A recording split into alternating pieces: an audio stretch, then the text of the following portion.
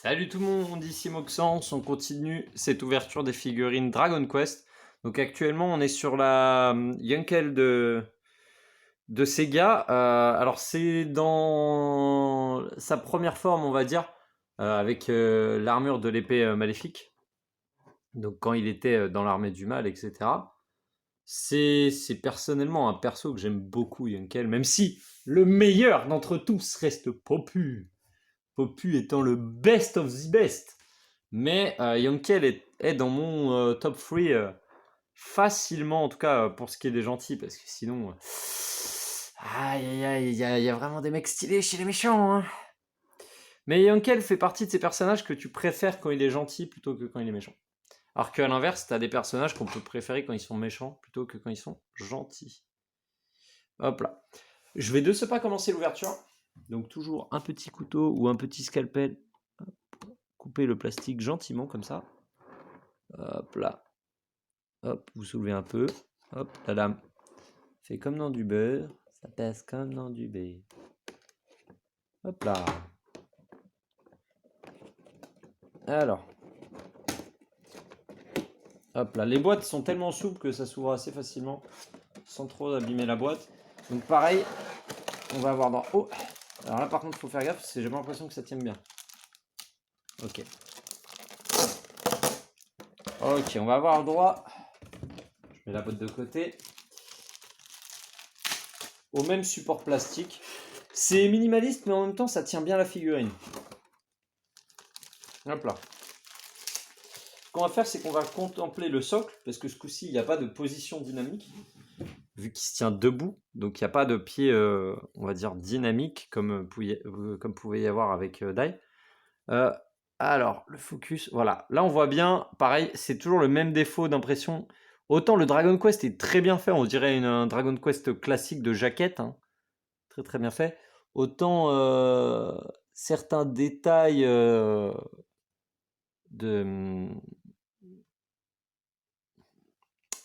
du graphe, du flocage, on va dire, sont pas ultra détaillés. Ils sont pas très très bien faits. Notamment ici et le R où il a un peu du mal. La qualité d'impression, c'est peut-être leur point faible. C'est peut-être leur point faible. Après, j'ai quand même l'impression, je trouve pas que ça soit, on va dire, je trouve pas que ça soit impardonnable, si vous voulez. C'est pas, c'est pas quelque chose qui va me faire pleurer, si vous voulez. Là, on est sur une figurine qui, comme je vous l'ai dit, coûte 18 $, donc c'est vraiment pas très cher. Et qui reste honnêtement très quali. Alors, hop, je vais mettre ça de ce côté. Alors, deux choses. Donc là, vous pouvez voir l'épée. Là, c'est Yonkel. Je vais le mettre tout de suite en position. Ça sera fait. Allez. Hop. Forcez un petit peu. Voilà. Alors, juste une chose. Avant de passer à la figurine, j'aimerais noter l'épée. Alors, l'épée, honnêtement, ça fait très décoration de gâteau. Pour Noël. Je sais pas si vous voyez. La matière, j'ai vraiment l'impression... C'est peut-être le point faible de cette figurine, c'est cette épée. Je vais pas vous mentir, je la trouve un peu faible. Néanmoins,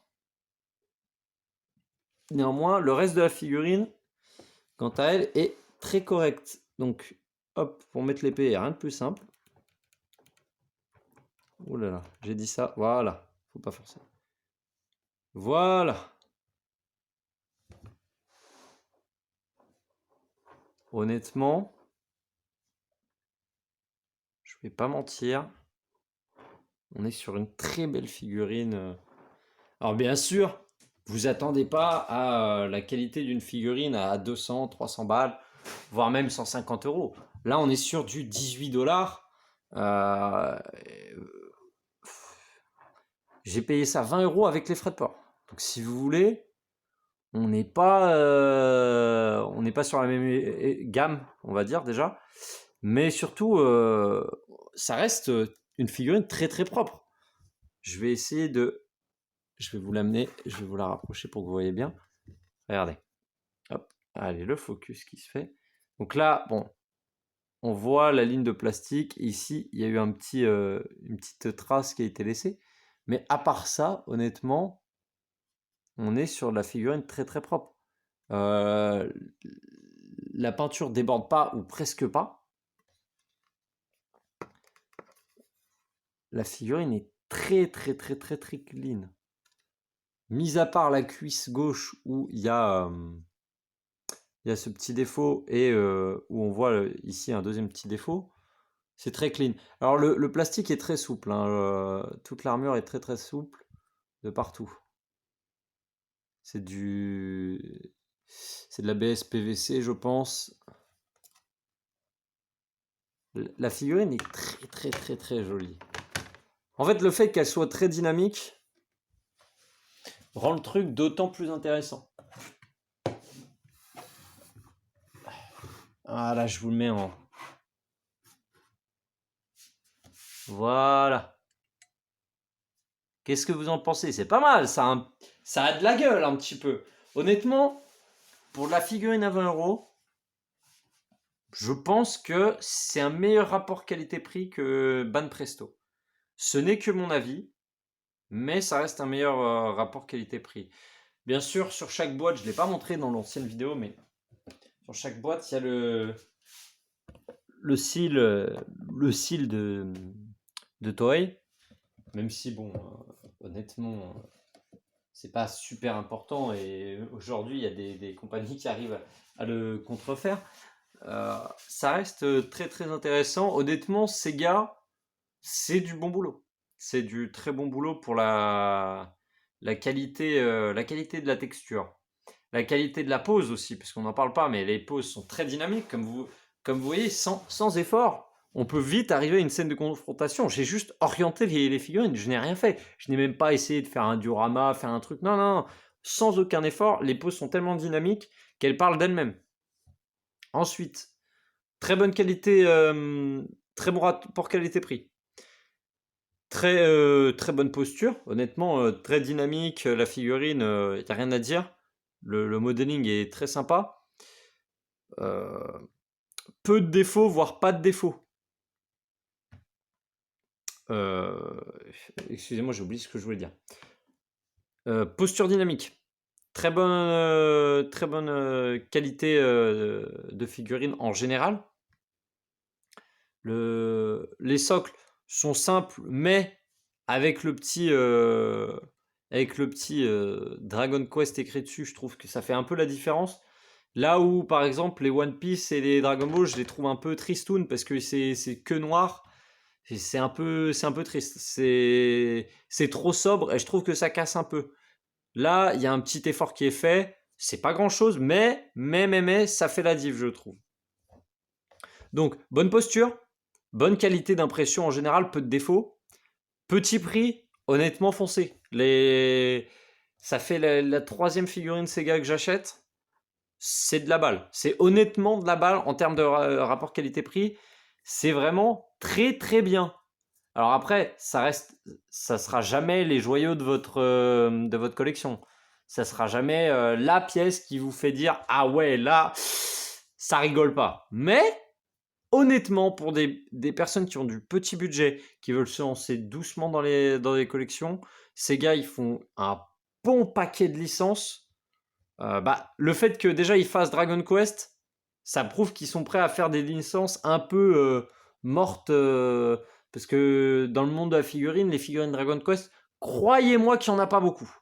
Croyez-moi que, à part Goodsmile qui en a fait récemment, Furyu et Sega, excusez-moi, les 2-3 seules figurines officielles qu'on peut avoir, c'est une très vieille Bandai qui était très moche. Avec Dai et son fameux couteau hop, qui est ici là, hop, qui était en mode attaque, tu vois, sorti pour l'anniversaire, et récemment une Figma qui est pas encore sortie, je crois. ou qui devrait pas tarder à sortir. Donc autant dire qu'on n'est pas sur de la figurine, c'est pas du Dragon Ball. Si vous voulez, il n'y a pas toutes les 5 minutes on vous fait un Goku. Non, ils sont prêts à aller chercher des licences qui font peu, voire pas de figurines.